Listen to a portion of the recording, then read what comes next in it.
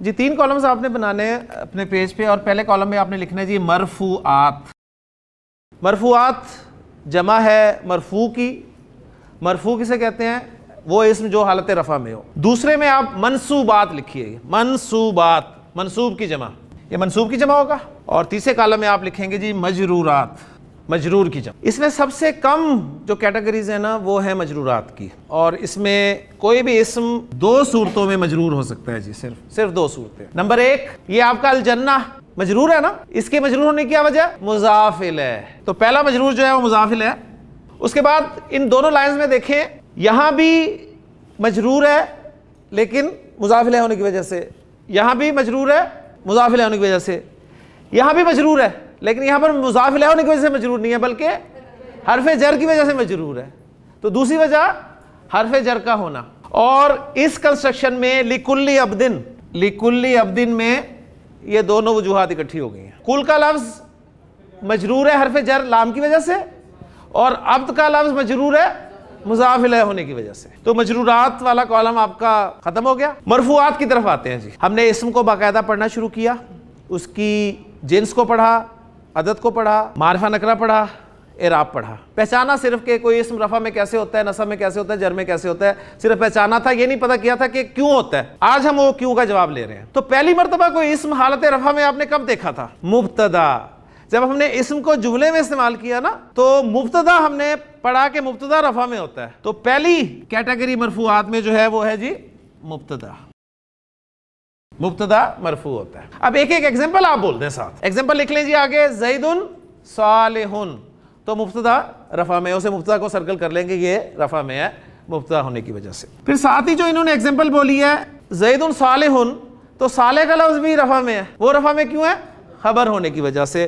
تو اسم کے حالت رفع میں ہونے کی دوسری وجہ خبر ہونا. تو مبتدا اور خبر یہ دونوں رفع میں ہوتے ہیں.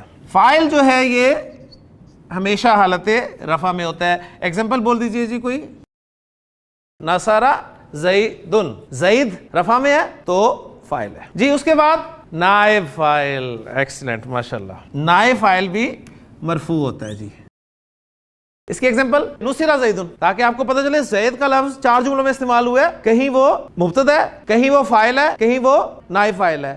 اور زید کو میں خبر کے طور پہ بھی لا سکتا ہوں، ھذا زیدن، ھذا مبتدا زیدن خبر. تو دیکھیں ایک زید کا لفظ ہے 4 جملوں میں رفع میں نظر آ رہا ہے. میں لکھتا ہوں جی تاکہ ذرا آپ کو تسلی بھی ہو جائے. میں نے کہا جی زیدن صالح، ھذا زیدن، نصر زیدن، نصر زیدن. زید کا لفظ 4 جملوں میں 4 مرتبہ استعمال ہوا اور چاروں جگہ پہ وہ حالت رفع میں ہے. لیکن چاروں جگہ پر اس کے حالت رفع میں ہونے کی ایک صورت نہیں ہے، مختلف صورتیں ہیں. پہلے جملے میں وہ رفع میں کیوں ہے؟ مبتدا ہونے کی وجہ سے. دوسرے جملے میں وہ رفع میں کیوں ہے؟ خبر ہونے کی وجہ سے. تیسرے جملے میں وہ رفع میں کیوں ہے؟ فاعل ہونے کی وجہ سے. چوتھے جملے میں وہ رفع میں کیوں ہے؟ نائب فاعل ہونے کی وجہ سے. ہے زید کا لفظی. موٹی وجوہات 4 ہی ہیں. ہاں آپ ان ڈیٹیل کچھ نکال سکتے ہیں. مثلا جب ہم نے انا داخل کیا تھا نا تو ہم نے کہا تھا کہ انا کا اسم منصوب ہوتا ہے اور انا کی خبر مرفوع ہوتی ہے. وہ اس طرح کر لیں گے تو کافی ساری بن جائیں گی وجوہات، ان کو ہم سکپ کر رہے ہیں.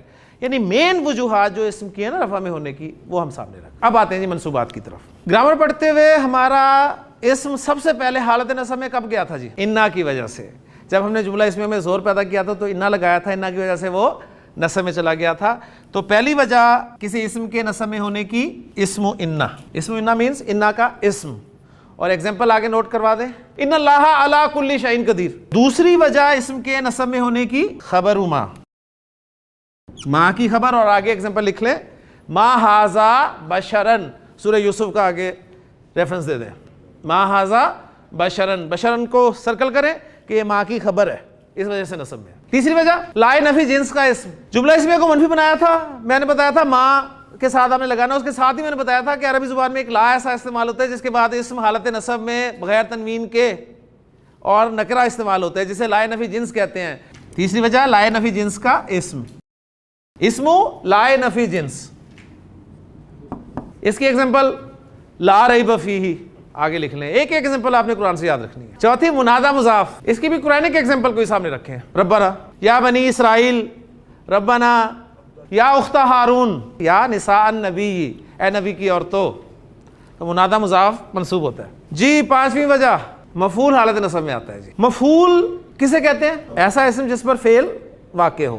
مثلا خلق اللہ الانسان, اللہ نے انسان کو پیدا کیا. ضرب زید حامدن, یہ مفعول جو ہے یہ ٹاپک تھوڑا سا ڈیٹیل طلب ہے, اس لیے کہ گرامر میں مفعول کی 5 قسمیں آتی ہیں جی, جنہیں مفاعیل خمسہ کے نام سے پڑھایا جاتا ہے.